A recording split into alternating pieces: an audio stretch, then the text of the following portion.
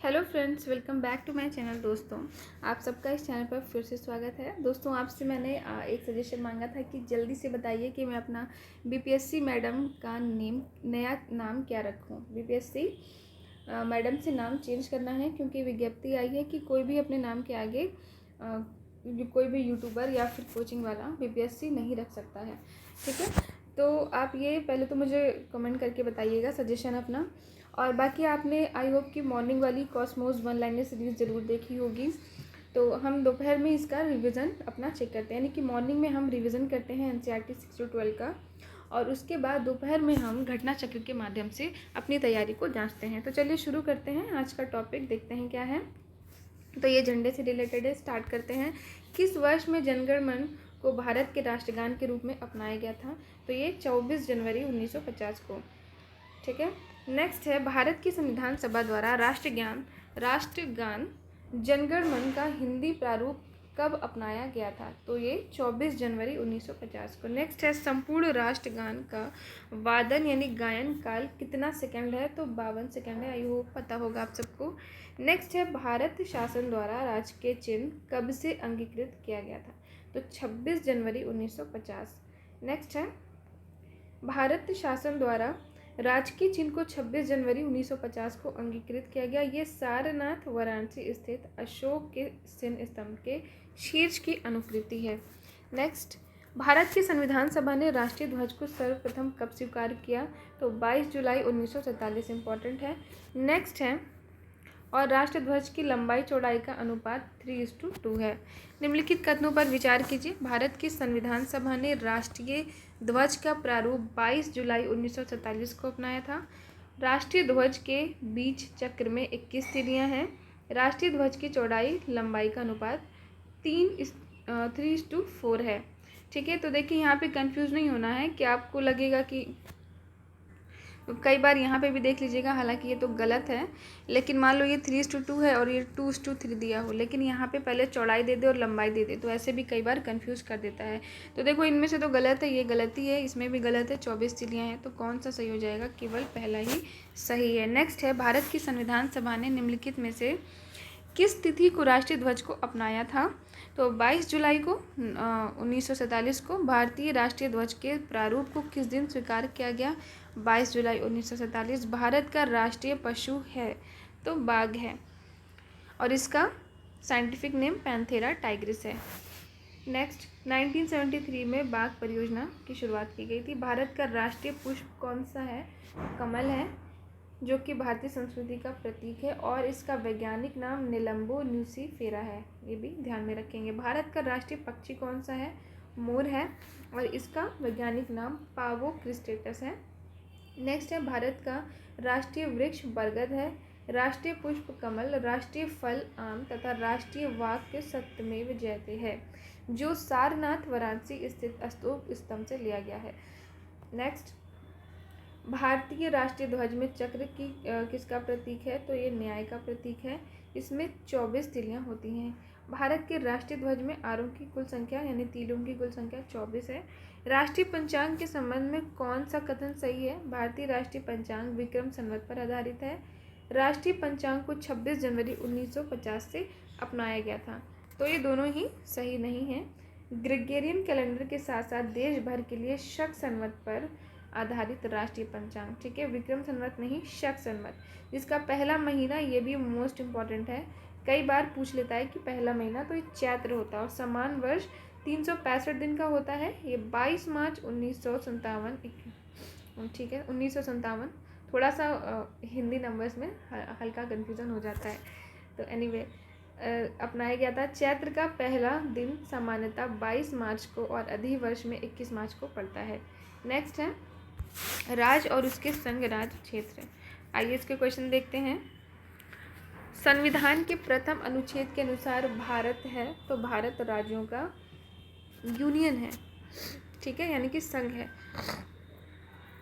संविधान के निम्नलिखित में से किस प्रावधान के अंतर्गत भारतीय संसद को नया राज्य बनाने का अधिकार है? तो ये आर्टिकल 3 के तहत है।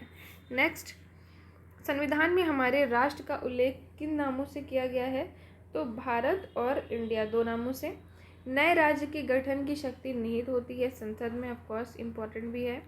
भारत के संविधान के अंतर्गत निम्नलिखित में से किसको राज्यों की सीमाओं को परिवर्तित करने की शक्ति प्राप्त है? तो संसद को है। नेक्स्ट है, एक राज्य को संघ में सम्मिलित करने अथवा नए राज्यों की स्थापना करने की कार्यपालिका शक्ति निम्नलिखित में से किसे प्राप्त है? संसद को। दोस्तों कई बार क्या होता है ना कि जो सिंपल क्वेश्चंस होते हैं हम उनको स्किप कर देते हैं कि ये तो बहुत सिंपल है, लेकिन एग्ज़ाम में जो बहुत सिंपल वाले क्वेश्चन होते हैं ना वही हमें क्या करते हैं, कंफ्यूज कर देते हैं। बहुत सिंपल क्वेश्चन, ठीक है, टफ क्वेश्चंस नहीं गलत होते हैं, लेकिन जो ज़्यादा सिंपल क्वेश्चंस होते हैं उनमें हम क्या करते हैं, सिली मिस्टेक कर देते हैं। इसीलिए किसी भी परीक्षा में आपने देखा होगा कई बार कुछ बच्चे बहुत पढ़ाई करते हैं, उनकी परीक्षा नहीं निकलती, और जबकि कुछ क्या करते हैं, कम पढ़ाई करते हैं लेकिन उनका सिलेक्शन हो जाता है। आपके जानने में ऐसे बहुत होंगे। रीज़न क्या है ना कि ज़्यादा पढ़ने वाले टफ़ चीज़ों को ज़्यादा पढ़ते हैं, ठीक है, सिंपल चीज़ों को स्किप कर देते हैं, क्यों? उन्हें लगता है कि उन्हें आता है। जबकि जो वैसे विद्यार्थी होते हैं वो टफ़ चीज़ें इतना पढ़े ना पढ़े, लेकिन सिंपल चीज़ें यानी कि जो वो आसानी से समझ रहे हैं वो सिंपल क्वेश्चंस ज़रूर करते हैं। और आपने देखा होगा किसी भी परीक्षा में टफ़ क्वेश्चंस का रेशो ज़्यादा नहीं होता, ठीक है, सिंपल और मॉडरेट का ही होता है। यानी कि अगर आप सिंपल और मॉडरेट क्वेश्चंस अटेम्प्ट कर लें तो आपका सिलेक्शन हो जाएगा। इसके अलावा आपने ये भी देखा होगा कि एग्ज़ाम में हमेशा आपके जो सिंपल वाले क्वेश्चन होते हैं उनमें ही आप सिली मिस्टेक करते हो और गलत कर देते हो। रीज़न क्या है? रीज़न है लैक ऑफ प्रैक्टिस, यानी कि आपने प्रैक्टिस नहीं की है। इसीलिए पढ़ाई से कहीं ज़्यादा इम्पॉर्टेंट है कि आप रिवीजन करो जो भी चीज़ें आपको आती हैं। यानी कि एग्ज़ाम में ये नहीं होना चाहिए कि आपका आया हुआ क्वेश्चन है और आपको लग रहा है कि पढ़ा तो था और फिर आप कंफ्यूज हो रहे हो। नहीं, जो क्वेश्चन आपने पढ़ा है ना वो ऑप्शन आपको चारों पढ़ने ही ना पड़े, आप बिल्कुल तुरंत ही आपको आंसर क्वेश्चन पढ़ते ही पता हो, इतनी आपको प्रैक्टिस करनी है। सिंपल क्वेश्चंस की, मॉडरेट क्वेश्चंस की, ठीक है, क्योंकि ऐसा तो है नहीं कि अगर 150 मार्क्स का आपका पेपर है तो 150 कट ऑफ जाएगी, पॉसिबल ही नहीं है। 150 वाले में आपकी 90 to 120 ही रहेगी कट ऑफ, ऐसा ही होता है, ठीक है। तो लगभग आपके 50 to 60 क्वेश्चन तो सिंपल वाले ही होते हैं, बीच के मॉडरेट हैं, टफ़ वाले को तो समझ लो कि आपको उतना देखना भी नहीं है, ठीक है। तो आपको यही चीज़ स्ट्रेटजी बना करके चलनी है कि रिवीजन करना है, ज़्यादा से ज़्यादा रिवीजन करना है। इसीलिए मैं आपके लिए अभी फ़िलहाल जो मैंने डिस्कशन वाली बनाई थी वीडियो उसको होल्ड पे रख दिया है, क्योंकि एग्ज़ाम ज़्यादा मतलब कि दूर नहीं है, बहुत पास ही है, आपके 1 से 1.5 महीने हैं। ऐसे में डिस्कशन से ज़्यादा मैं आपके रिवीजन पे फोकस कर रही हूँ। इसीलिए MCQs वाले पे मैंने आपको बताया था कि इस चैनल पर आपको 150 बुक्स के MCQs और प्लस 50 बुक्स के डिस्कशन मिलेंगे। डिस्कशन की 2-4 मतलब बुक्स मैंने स्टार्ट की थी, लेकिन अभी होल्ड पे कर दिया है। अब प्री एग्ज़ाम के बाद ही हम उसको कवर करेंगे, ठीक है। तो फिलहाल आप क्या करना है, आपको ज़्यादा से ज़्यादा क्वेश्चन अटेम्प्ट करने हैं और रिवीजन करना है। तो चलिए फिर से शुरू करते हैं। भारतीय संघ के अंतर्गत किसी राज्य को मिलाने का अधिकार किसे है? संसद को है। और घटना चक्र की सीरीज़ तो सबसे बेस्ट है, क्योंकि एक ही क्वेश्चन 5-10 बार आप पढ़ते हो तो बिल्कुल रट जाता है।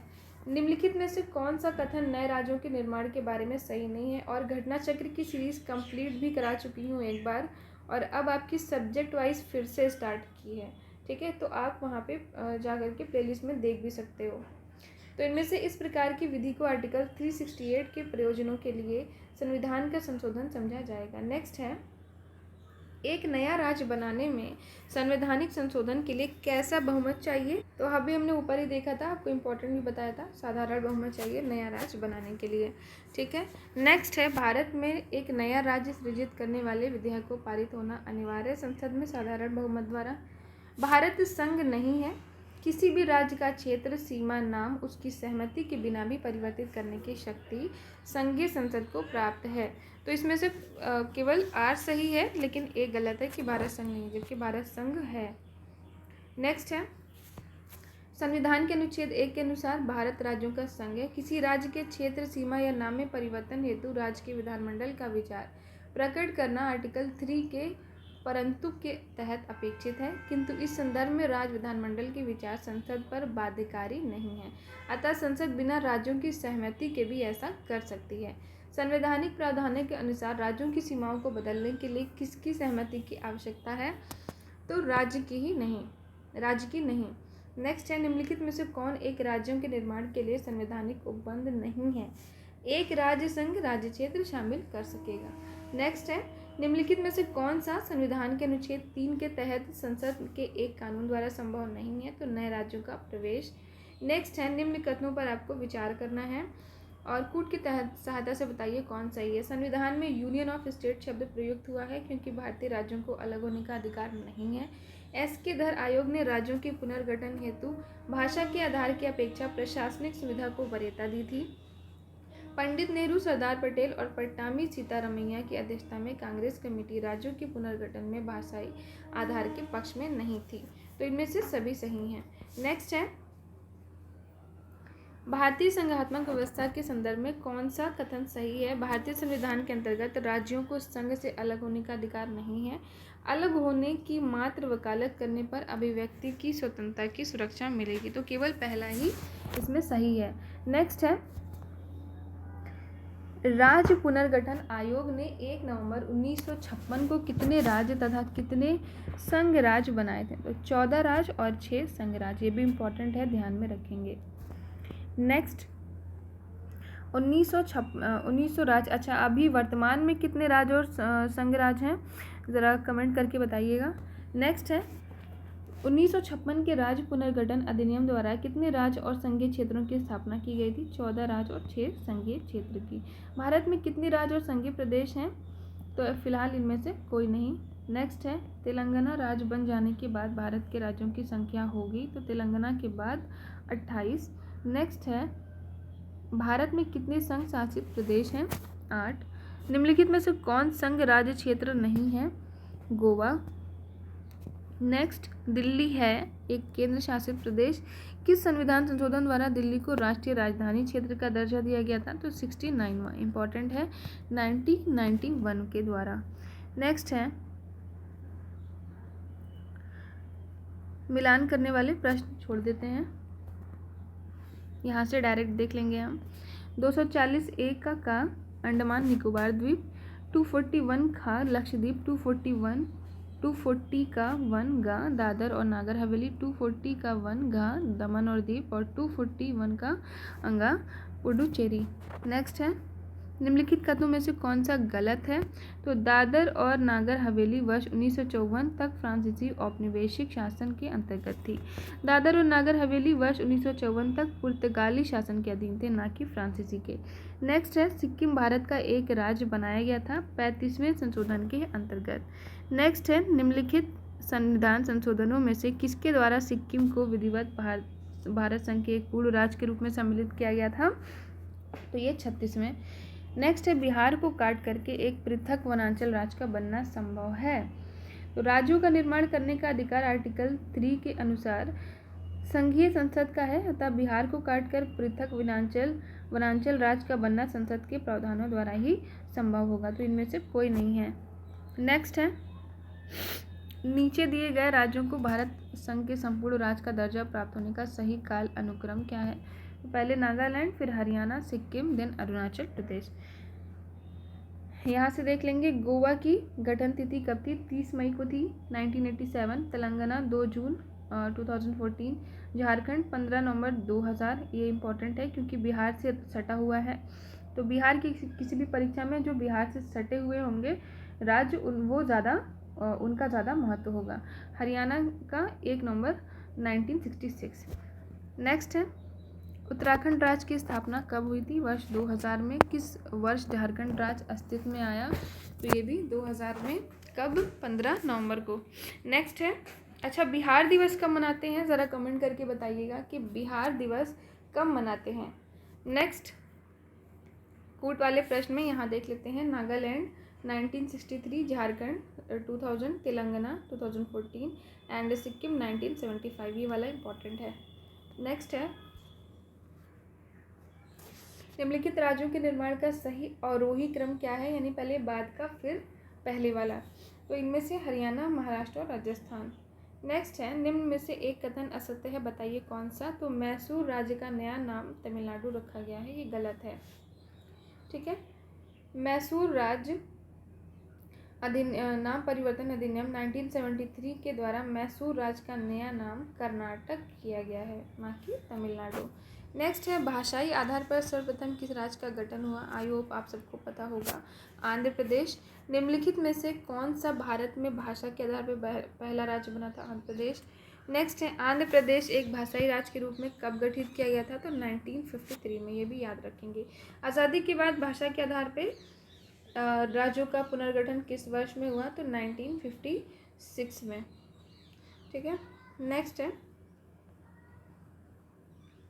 राज्य पुनर्गठन अधिनियम 1956 द्वारा भाषाई आधार पर राज्यों का पुनर्गठन वर्ष 1956 में किया गया था। विदित हो कि भाषा के आधार पर सर्वप्रथम आंध्र प्रदेश का पृथक राज्य के रूप में सृजन 1953 में हुआ था। नेक्स्ट है भारत में राज्य पुनर्गठन आयोग की संस्तुति के आधार पर राज्यों का पुनर्गठन किस वर्ष किया गया था। तो 1956 में।